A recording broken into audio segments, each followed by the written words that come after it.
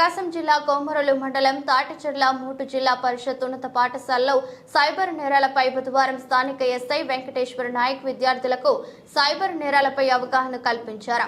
ఇక విద్యార్థినులకు good touch, bad touch అనే అంశాలపై అవగాహన కల్పిస్తూ సోషల్ మీడియాలో పరిచయం అయ్యే అపరిచిత వ్యక్తులతో అప్రమత్తంగా వ్యవహరించాలని వారికి సూచనలు, సలహాలు ఇచ్చారు. మీ తల్లిదండ్రులకు హైబర్ నేరాలపై అవగాహన కల్పించాలన్నారు.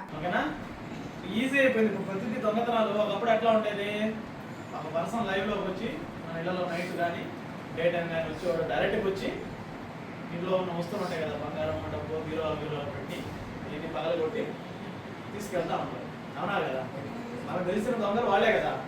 కానీ ఇప్పుడు దొంగతనాలు అనేది రూపు మార్చుకున్నాక అప్డేట్ అవుతా ఉన్నాం కదా.